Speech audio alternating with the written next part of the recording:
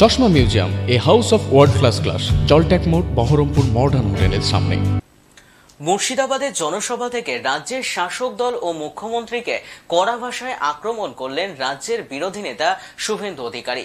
লালবাগের নাকুরতলা জনসভা থেকে শুভেন্দু অধিকারী দাবি করেন 400রও বেশি আসন জিতে বিজেপি তৃতীয়বারের জন্য সরকারে আসবে। কেষ্টর মতো তৃণমূলের 80% নেতা জেলে যাবে, জেলের মেঝেতে গড়াগড়ি খাবে। শিক্ষা দপ্তর জেলে, রেশন দুর্নীতিতে খাদ্য দপ্তর জেলে, জাফিকুল জেলে, কানাই মণ্ডল শুধু নয়, এই জেলায় গরু পাচার কাণ্ডে অনেকেই জেলে যাবে। শুধু অপেক্ষা করুন।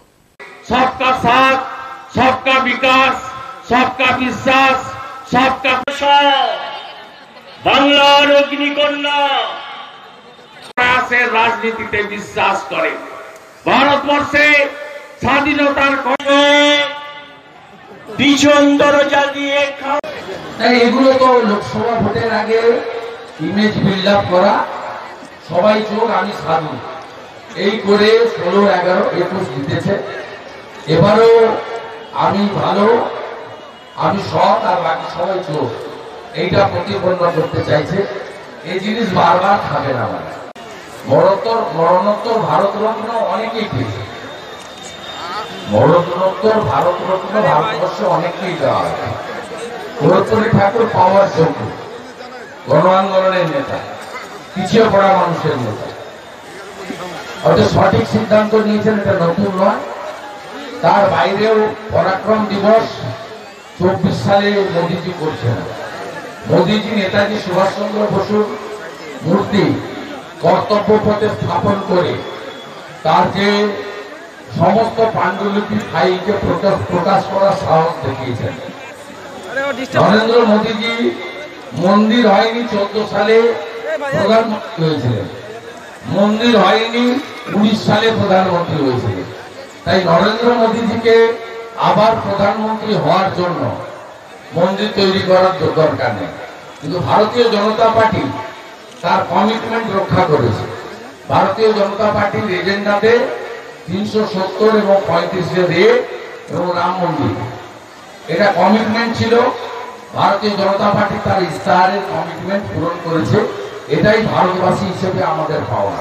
আমরা প্রত্যেকে হিন্দু সনাতনী, আমরা গর্বিত, আনন্দিত যে শান্তিপূর্ণ উপায়ে আজকে রাম মন্দির আমরা পেয়েছি। 500 বছর পরে আমাদের স্বাভিমানের জয় হয়েছে। ভগবান রামচন্দ্র তার নিজের জন্মস্থানে প্রবেশ করেছে। এটা সত্যি যে যোগীজিয়া মুখ্যমন্ত্রী আর মোদীজি প্রধানমন্ত্রী না থাকলে কোনদিন রাম মন্দির তৈরি হতো না। এরা প্রত্যেকটা হিন্দু জানে, প্রত্যেকটা সনাতনী জানে। আর এটা নিয়ে মুসলমানদের মধ্যে রিয়াকশন নেই। রিয়াকশন হচ্ছে জালি হিন্দু মমতা ব্যানার্জির মধ্যে। সবচেয়ে বেশি ফসকা পড়ে গেছে জালি হিন্দু মমতা ব্যানার্জি। লজ্জা লাগে ব্যানার্জি ফ্যামিলি, ব্যানার্জি পদবী বলছে গিয়ে আল্লাহর কসম হিন্দুদের কাফের বলছে। মমতা ব্যানার্জি প্রকাশ্য সভাতে বলছে আমি রোজা রাখি, দুপুরবেলা ভাতকে বিকালবেলা ইফতার করি। শাহজাহানের বাড়িতে 18 দিন পরে গেলে কিছু পাওয়া যাবে না। শাহজাহানের বাড়িতে 18 দিন পরে গেলে কিছু পাওয়া যাবে না। মালপোল পরামর্শে এই মুহূর্তে তা বলার পর চলে যাবে। সরমেডিয়া থেকে 5 কিলোমিটার দূরে তোর সর্দারের বাড়িতে শামসুল, আমি বলছি ইনি তৃণমূলের তোলাবাজ নেতা, শাহজাহানের সঙ্গে। শাহজাহানের বাড়ি থেকে 5 কিলোমিটার দূরে শামসুল সর্দারের বাড়িতে যদি যান, এক্ষুনি মাল পেয়ে যাবে। 25 কোটি তো পাবে। হাফদানি কাটা, প্রাণী মিত্র 1500, আশা কর্মী 4000, ক্যাজুয়াল 10,000 নয় 12,000। ওনার হুমায়ুন কবির কোথায়? বহরমপুর স্টেডিয়ামে চাকরির মেলার নামে ভোর 3টে থেকে 2টো থেকে ছেলেদের লম্বা লাইন ফেলিয়ে দিয়েছিল। কটা লোককে চাকরি দিয়েছে?